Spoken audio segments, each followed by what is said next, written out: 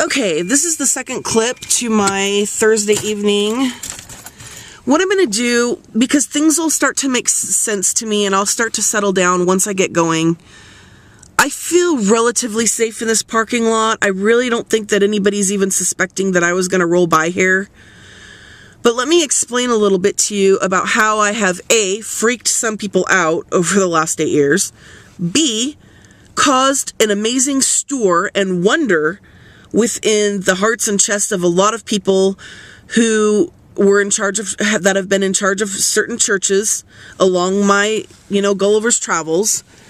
And 3, I know that every single pastor who's ever received anything via gifts or notes or letters or whatever, it's logged in their brain. They're not going to forget it.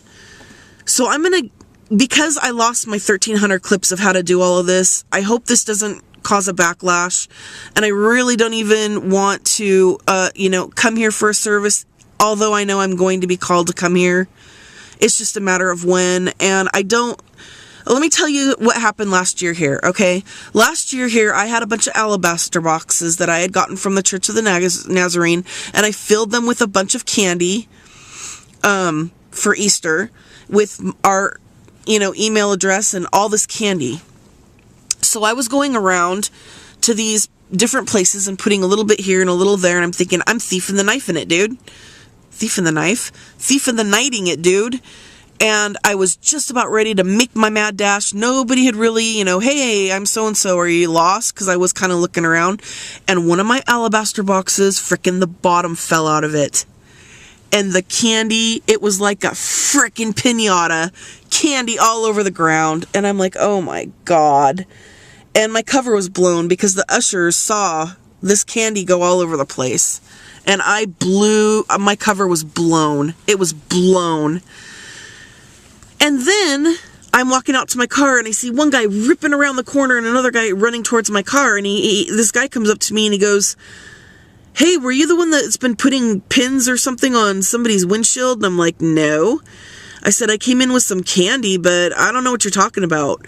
Well, evidently, there was another member from the J Crew here doing pretty much the same thing I was doing, only on the outside of the building. They were putting little candy things and stuff on the windshields. And these two guys acted like we had just fucking left a bomb right in the doorway, like we had taken hostages. I mean, you people don't make sense to me anymore. None of you guys make sense to me. Every now and then someone says something that kind of comes through the wind and I'm like, oh yes, I completely understand. Look, I'm the most compassionate person in the world. I don't care how badly you've sinned. I don't care about your dirty little secrets. The only thing I give a shit about is if you want to say, you know what? I don't have anything, so I don't have anything to lose, Angela. What is it you want me to do? I will spray paint bottles. I will help you, make whatever it is. It's just sort of like this whole thing about people don't understand that Jesus didn't just walk up one day and pick a bunch of disciples. This was shit that was laid out years, decades, friggin' centuries. All the stuff that was going to happen when JC bounced on the scene. But John the Baptist said, John 21:25, Jesus did so many other things that if I were to write them all down, the world could not contain the books. And that was John the Baptist's way of saying, you guys are never going to know the full skivvy of everything until the true prophets come. And when the true prophets come, they're not going to be accepted in your land. And they're going to have to minister outside of that, out of the confines of where they live, because people aren't going to believe them. People aren't going to support them. People aren't going to embrace them. So yeah, I'm glad I'm sitting in front of a church. Because this is my house. This is my Father's house.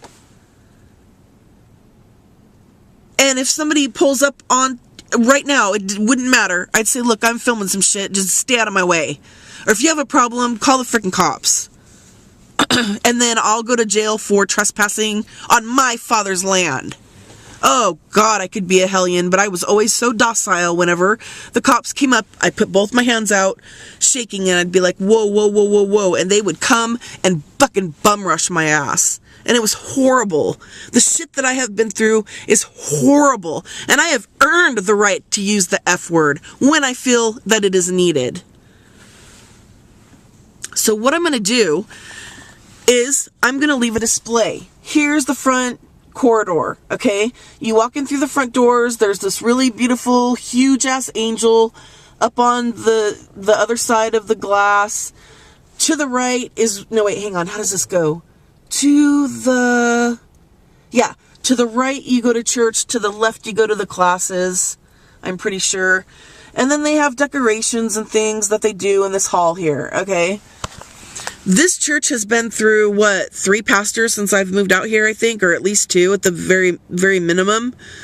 Pastor Carey was, I don't know if he still attends here, but he used to be the senior pastor, and his secretary fucked up, and I'll tell you how.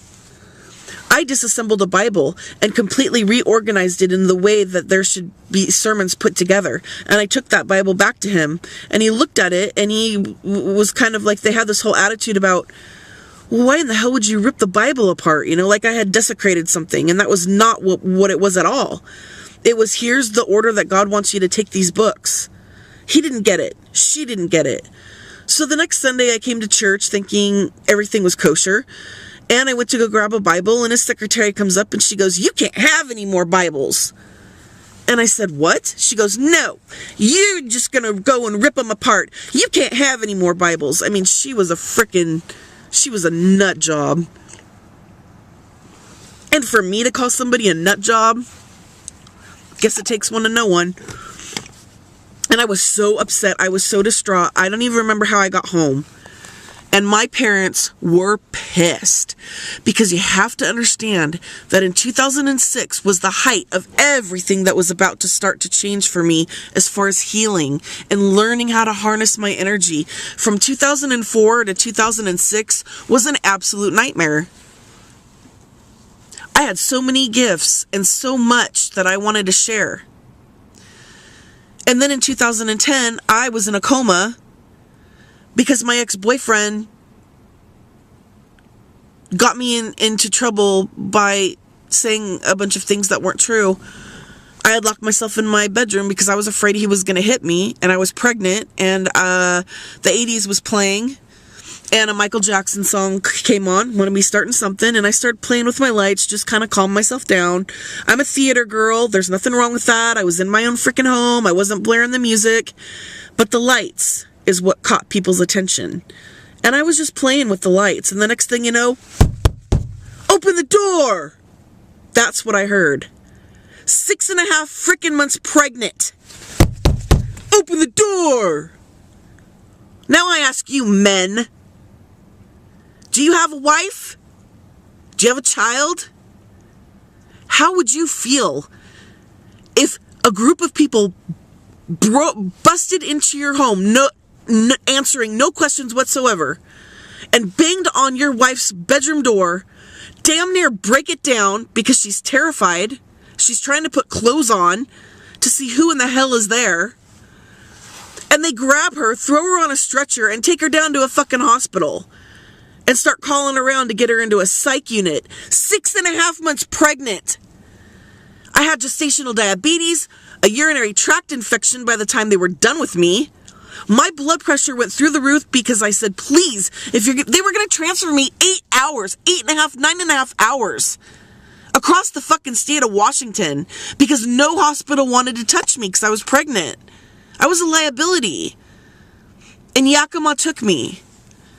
And it was the loosest facility I'd ever been in. They let you have your phones. They didn't pull the strings out of your clothes. I mean, it wasn't like the other hospitals that I'd been to, but I said, please, Mom, please tell them to catheterize me, even though I had PTSD so bad from being catheterized. Please, I can't hold my bladder for 9 hours, and I was crying. Did they listen to me? No. Did they respect my body? No. They treated me as if though I was not even a mute, just nothing.